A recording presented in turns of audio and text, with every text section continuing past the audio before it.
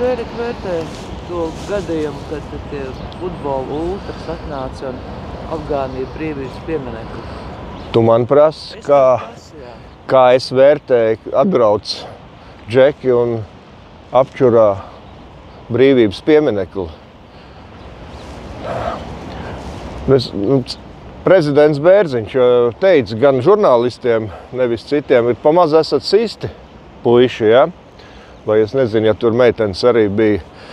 Bet kopumā man ir draugi tajā pašā Nīderlandē, un viņi stāstīja, ka šie fani, šis grupējums satraujās pa kaklu regulāri. Viņi tiek sisti ar celi pa muti, ar steku pa sprandu busā iekšā, un tas piederās pie viņu kultūras. Viņi pēc tam nākamā dienā krogā stāst un lielās, kuram vairāk zilumu no stekiem, kurš tur ir smagāk atsists galvu pret restēm izolatorā.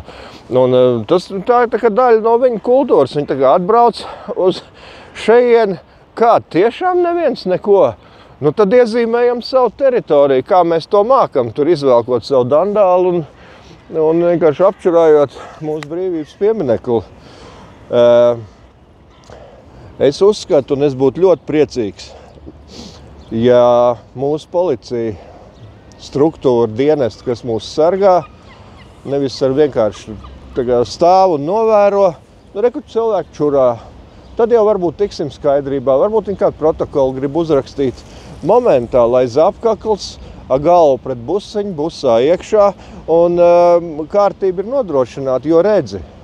Nu, tu tāds policists atnāc mājās tagad pēc smagas darba dienas, tev puisītis skrien pretī dēls, saka, nu tēti, ko tu darīji šodien darbā?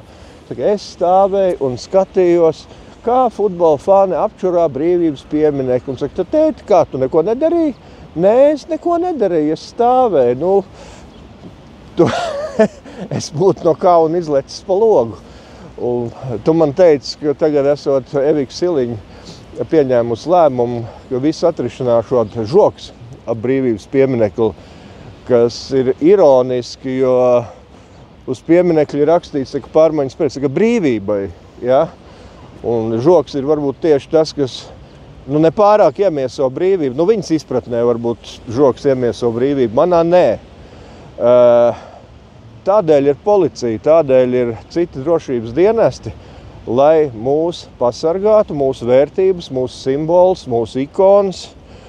Un nākamo reizi, kad futbola fani vai hokeja vai basketbola atbrauks un gribēs kaut ko tādu darīt, viņi tiek saslānīti, noslānīti, sastumti iekšā busiņos, pēc tam viņi tiek saslānīti kamerās, un tad viņiem ir mācība, ka otrais tā darīt nevajag. Jo kā jūs šoreiz iedomājaties, viņi taču aizbrauks mājās, viņi visiem stāstīs, ka tas, pa ko mūsu mājās cits un citās Eiropas valstīs mūs arī arestē un cit. Latvijā to var darīt, un viņi skatās, un viņiem patīk laikam. Brauciet visi uz turieni. Žoks ir tāda lieta, kas simbolizē veidu, kā mūsu valsts tiek vadīta. Kaut ko nolikt, kaut ko aplikt, kaut ko varbūt aizliegt uz papīra, bet neviens neko īpaši tā nedara. Nu, ko mēs varējām darīt? Man bija vēstule iekrita uz spamā, vai man bija brīvdiena, vai es kaut ko pārpratu. Es domāju, ka nākamo reizi, kad viņi tādi iedrošināti brauks uz šejieni, ja viņiem kāds iedos pa kaklu policija, es to teiktu, varbūt kāds cits drošības dienests, tas ir ļoti nepieciešams mūsu pašu iedzīvotājiem, ka beidzot kaut kas notiek, tas veido pašcieņu un cieņu pret to, ka mūs sargā, ka lūk, šī ir vērtība, ka Latvija ir vērtība. Ar žogu aplikšanu neraisa cieņu ne pret tiem, kas vada valsti, ne pret tiem, kas mūs sargā. Un kāds žogs apkārt pieminekli būs, kur rakstīts brīvībai zem tēvzemes. Paldies!